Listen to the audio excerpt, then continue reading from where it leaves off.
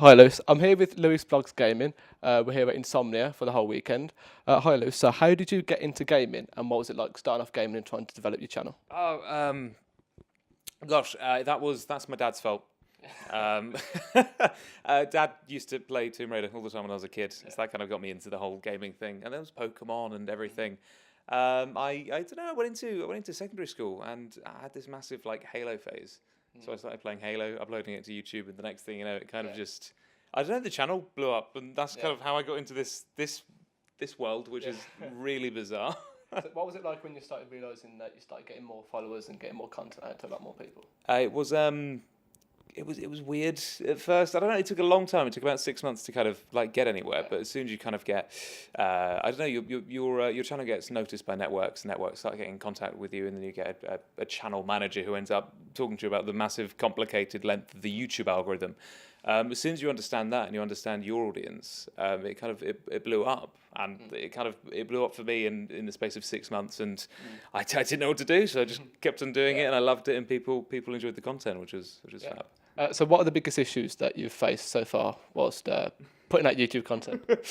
I think we can all agree that sometimes parental avoidance, parental. Guidance. That's the one, guardians. Oh, it's been a very long day. That's always a problem. It's always going to be an issue when you're trying to make a family-friendly channel and it's going out. You're trying to, but essentially, like I play Minecraft quite a lot on the channel, but then next thing you know, I don't know, I could bring up Tomb Raider, which is now an 18, and I'm gonna have to watch a lot of things in the process of bringing that out and making sure that my little brother, who is like 8 going on 9, who watches my content, which is a bit worrying. I don't want him essentially watching a woman killing herself constantly, and blood and gore everywhere. That's always that's a problem, I suppose.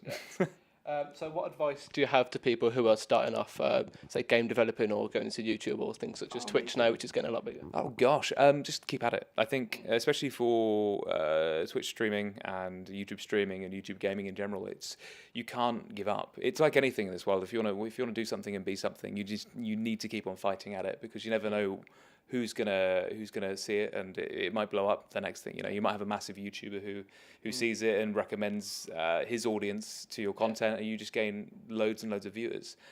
Game developing, on the other hand, is something I find fascinating, and my mind boggles about it. And it's something that I'd love to get into. And that's another thing where if you've got creative ideas, you just need to do it.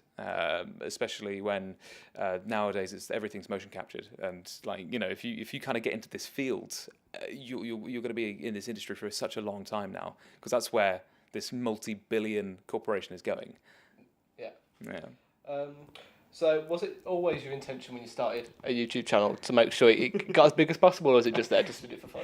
I don't know, for fun. It was a luxury, I suppose. My mother, here's the long story, hopefully short, I do apologise. My mother said to me to get a job, and I tried getting a job at a local supermarket store, who declined my application several years ago. And my mum said, "You need a job," and I said, "Well, I could make money off playing video games." Obviously, parents don't believe that at all. But as soon as I showed her the paycheck for it, she was like, "Oh, I'm pleasantly surprised that you are now earning money from this make-believe job." I think that was your question. I can't remember. But yeah, so it's a plus. I enjoy it for fun. I do it for fun, that is, and it's nice to have something that comes out of it, which is lovely. So, what would you say your console of choice is, and why? It's all different. It's all. I've applied to game for a job on Monday, and I've got an interview. I don't know why I'm telling you this. Why not? And that was a question they asked me. Everything's so different. Like I personally have a gaming PC, a PlayStation, and an Xbox. And for quality and graphics, it's going to be the PC hands down. It's incredible.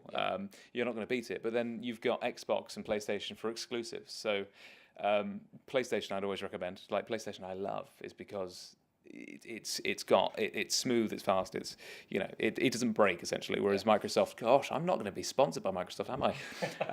Say whatever you want. I'm not going to say whatever I want. They're a great company to work for, and they know I love Microsoft. They do anyway. It's exclusives. It depends. Everything is a difficult question to answer. Yeah. Good point. So where do you think that where do you think that VR gaming's headed in the next 5 or 10 years or so? Oh my goodness. VR gaming is especially with OLED stuff coming out is gonna be a big thing. I think they're gonna. I mean you're already seeing it now where they're making arenas of people just wearing backpacks and having no guns, but weapons, and just walking around and doing essentially what you do, like airsoft or paintball, but in massive arenas. And that's kind of the way it's going, especially when they get cheaper and people can actually have a computer that's powerful enough to do a Vive or an Oculus. Then that'll be fantastic. But with OLED, everything's getting thinner, so the quality is going to be crazy, unless you watch Black Mirror, in which case I don't want it to go that way. It's creepy. No. Have you tried out any of the VR here today yet? Not today. Yeah. I'm nearly there. I'm nearly there. I did in the I-62, and it was incredible. It was amazing. And I just want I want Asus back again. Like Asus did some crazy stuff. I was like, this is great. Come back. So final question is, what is your most favourite played game of all time and why? Oh, Difficult question. it is. I'm gonna go for. I spent so many hours on Pokemon as a child. It's Pokemon. It was nostalgic. I'm still nostalgic, and I love it. And I just remember being in Spain once, just next to the pool, playing Pokemon Yellow, and it was just it's my childhood. I can't. Yeah, Pokemon. It's got to be. Good chat. Thank you. We're done. I think that's it.